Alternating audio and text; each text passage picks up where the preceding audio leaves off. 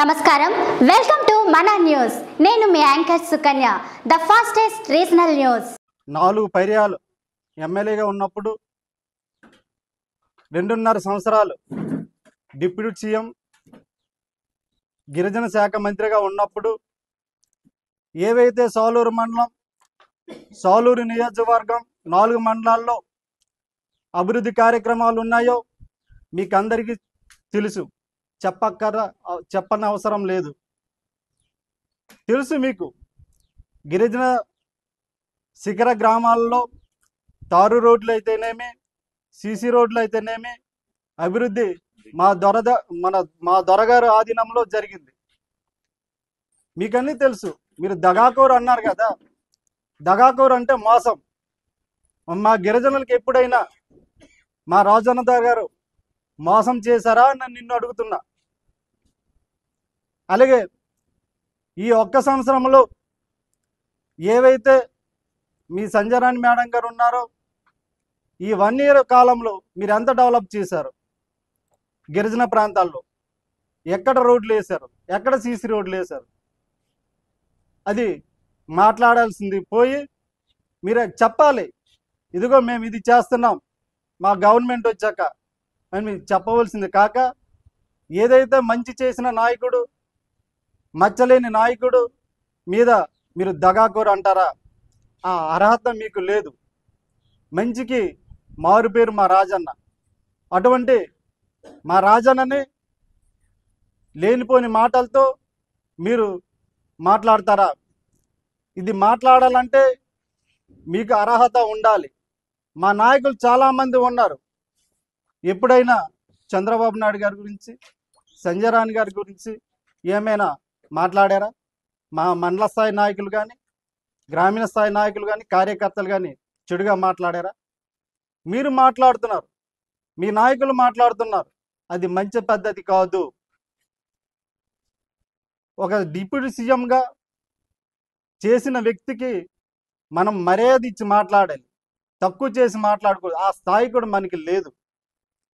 ఏదైతే గుల్లవేణు గారు మాట్లాడారో, దగాకోరు అన్నారో, అదే దగాకోరు మీ మక్కో మండలం నుండి పెంట తిరుపతి నాడిని వెన్నుపోటు పొడిసి నువ్వు పైకి వచ్చావు. అతను చాలా మంచి నాయకుడు. ఎప్పుడు మా రాజన్న ధోరణి ఒక్క మాట కూడా ఎత్తలేదు, ఎప్పుడు చెడుగా మాట్లాడలేదు. చాలామంది టీడీపీ నాయకులు ఉన్నారు మక్కో మండలంలో. వాళ్ళు ఎప్పుడు కూడా మా రాజన్న దొర గారి మంచితనాన్ని చూసి వాళ్ళు ఎప్పుడు ఏ మాట కూడా అనలేదు. కానీ మీరు మా సాలూరు నియోజకవర్గంలో మక్క మండలం కాదు, మీది పార్వతీపురం జిల్లా కూడా కాదు, ఎక్కడి నుండో బతుకు తెరువు కోసం ఇక్కడికి వచ్చారు మీరు. అది మీరు మరిచిపోతున్నారు. ఇప్పుడు మీరు పదవిలో ఉన్నారు కాబట్టి, మీ గవర్నమెంట్ ఉంది కాబట్టి మీరు నోటికొచ్చి మాట్లాడుతున్నారు. సరే, మీ టైం మీకు వచ్చింది, మా టైం రేపు వస్తుంది. అప్పుడు రాజన్న ద్వారా పవర్ ఏంటో రుచి చూస్తావు అని నేను పత్రికా ముఖంగా నేను నమస్కారం. నిన్నటి రోజున తెలుగుదేశం పార్టీ కండక్ట్ చేసిన ఒక కార్యక్రమంలో గుల్ల వేణుగోపాలరావు అనేటటువంటి వ్యక్తి మా ప్రియతమ నాయకుడు పీడికి రాజన్న గారి మీద అనుచిత వ్యాఖ్యలు చేశారు. అసలు ఈ గుల్ల వేణుగోపాలరావు అనే వ్యక్తి అసలు ఎవరు? ఒక సాలూరు మండలానికి చెందిన వ్యక్తి, మక్కువ మండలానికి చెందిన వ్యక్తి, లేదా సాలూరు నియోజకవర్గానికి చెందిన వ్యక్తి? అసలు ఈయన ఎక్కడి నుంచి వచ్చాడు? అసలు ఏదో బ్రతుకు తెరువు కోసం మక్కువ మండలానికి వచ్చినటువంటి వ్యక్తి సాలూరు నియోజకవర్గంలో రాజన్ దొర గారి గురించి మాట్లాడేటటువంటి స్థాయి కానీ అర్హత కానీ అతనికి లేదు. పీడికి రాజన్న దొర గారు ఒక గిరిజన కుటుంబంలో పుట్టి ఎంతో ఉన్నతమైన చదువులు చదువుకొని ఉన్నతమైనటువంటి ఉద్యోగాలు చేసి రాజకీయంలోకి వచ్చి ప్రజలకు సేవ చేద్దామనే ఉద్దేశంతో రాజకీయంలోకి వచ్చి 4 సార్లు ఎమ్మెల్యేగా గెలిచి రాష్ట్ర ఉప ముఖ్యమంత్రి స్థాయికి ఎదిగినటువంటి వ్యక్తి గురించి మాట్లాడేటటువంటి స్థాయి ఆ గుల్ల వేణుగోపాలరావు అనే వ్యక్తికి ఉన్నదా అని నేను చెప్పి ఈ పత్రికా సోదరుల ముందు నేను ప్రశ్నిస్తున్నాను.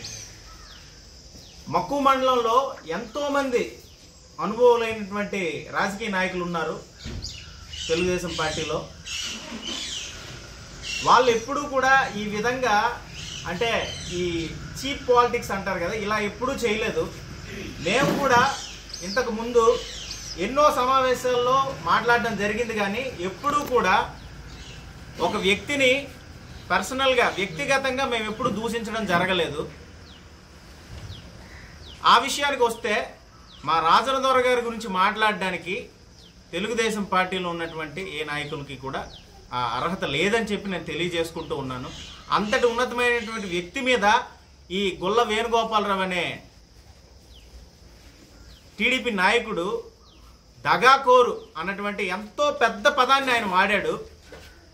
అసలు ఒక అబద్ధం చెప్పడం కూడా చేతగాని వ్యక్తి, ఎవరైనా వచ్చి అడిగితే అది చేస్తామంటే చేస్తారు, కుదరదంటే చెయ్యము, అవ్వదు అని చెప్పేసి పంపించేటటువంటి వ్యక్తి, దగాకోరు మోసాలు చేసేటటువంటి వ్యక్తి అని చెప్పి ఎంతో పెద్ద పదాన్ని వాడాడు.